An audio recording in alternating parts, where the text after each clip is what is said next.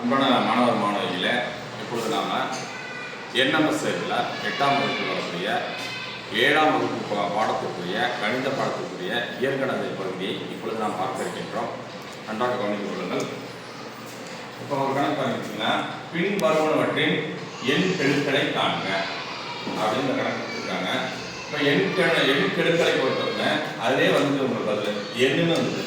அப்போ எண் கெழுக்கள் பார்த்தீங்கன்னா இதில் எண் கெழுக்கள் என்ன இருக்கும் பார்த்தீங்கன்னா மைனஸ் கொடுத்தோம். இதில் எண் கெழுக்கள் 12. இதுக்கு முன்னாடி ஒன்று மறைஞ்சிருக்கு பெருக்கல் இருக்கு, அந்த ஒன்று கொடுத்தோம்.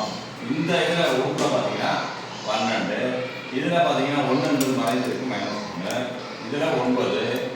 இதில் பார்த்தீங்கன்னா எண் கெழுக்கள் 2. அவ்வளோதான், ரொம்ப சிம்பிள் தான் இது. எண் கெழுக்கள் இதை அப்படியே அழிக்கலாம். அடுத்த பார்த்தீங்கன்னா பின்வரும் கோவைகளுக்கு மாறிலி உறுப்புகளை எழுதுன்னு சொல்லியிருக்காங்க. நம்ம ஏற்கனவே சென்ற வகுப்புல என்ன பார்த்துருக்கோம், மாறி என்பது ஆங்கில எழுத்துக்களை குறிப்பது அப்படின்னு சொல்லியிருக்கோம். மாறிலி என்பது எண்களை குறிப்பதுன்னு சொல்லி கொடுத்துருக்கோம். இப்போ 18 + x - y இதில் வந்து பார்த்தீங்கன்னா மாறிலின்னு பார்த்தீங்கன்னா ஏற்கனவே ஆங்கில சொன்னது x y எழுதிருக்கோம். மாறிலி அப்படின்னு பார்த்தீங்கன்னா உறுப்புகளை சொல்லுவோம், எண்களை சொல்லுவோம். 18 எழுதிட்டோம். உறுப்புகள் பார்த்தீங்கன்னா 3 உறுப்புகள் இருக்குது, 1 2 3. இந்த உறுப்புகள் வந்து கூட்டல் கழித்தல் வைத்து தான் நம்ம பிரிப்போம்னு சொல்லியிருக்கோம்.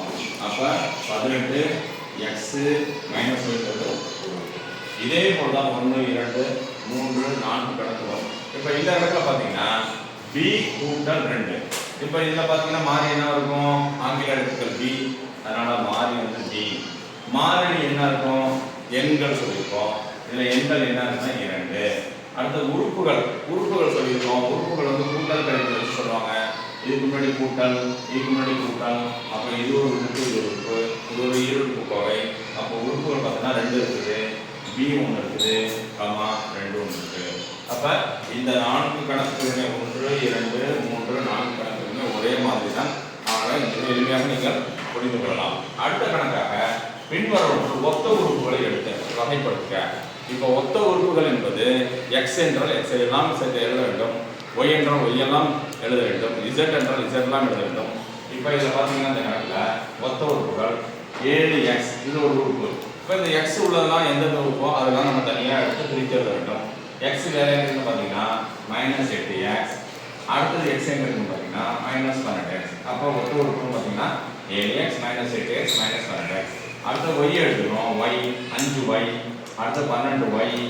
அடுத்த y உறுப்பு வந்து பார்த்தீங்கன்னா -9y.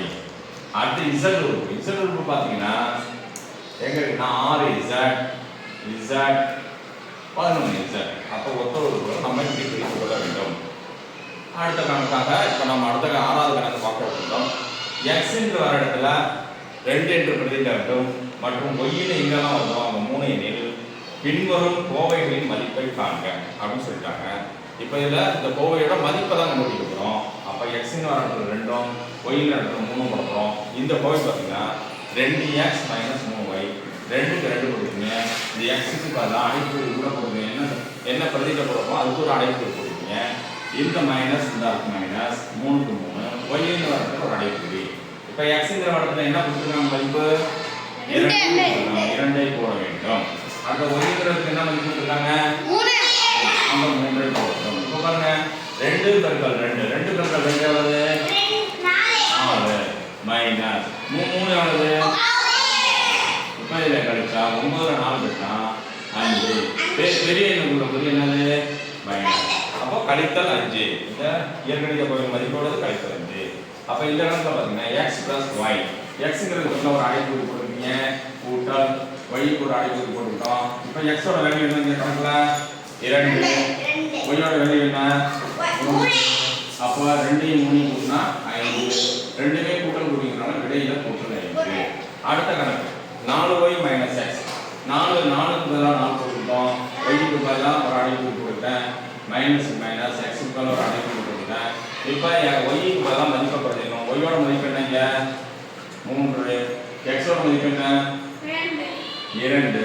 அப்போ இதை என்ன பண்ணணும்னா இந்த உறுப்பில் என்ன பண்ணலாம் 3 12 பெருக்க வேண்டும் -2. 12ல் 2 கண்ணா என்ன வர 10. பெரிய எண்ணுக்குள்ள போய் கூட்டல் 10. அப்போ இந்த கணக்குள்ள விட என்னது 10. அடுத்ததாக இந்த கணக்கை பார்ப்போம். x plus 1 minus y. x க்கு பதிலா ஒரு அடைப்புக்குறி போட்டுட்டோம். கூட்டல் போட்டுட்டேன். 1 க்கு 1 அப்படியே எழுதிட்டேன். மைனஸ் எழுதிட்டேன். y க்கு ஒரு அடைப்புக்குறி போட்டுட்டேன். இப்போ x க்கு பதிலா பாத்தீங்க x ஓட மதிப்பு என்ன? 2. y ஓட மதிப்பு என்ன? 3. இப்போ பாருங்க இது ஒரு உறுப்பு. அப்ப 2 1 எவ்வளவு? 3. 3 கழித்தல் 3. 3 கழித்தல் 3 னா விடை என்ன வரும்? 0. அப்ப இந்த எண்ணுக்குரிய மதிப்பானது 0. நன்றி மாணவர்களே, மிக சிறந்த முறையில் நன்றாக படித்து NMS தேர்வில் உயர்ந்த மதிப்பை பெற்று பள்ளிக்கூடத்திற்கு பெருமை சேர்க்குமாறு அன்புடன் கேட்டுக்கிறேன். நன்றி, வணக்கம்.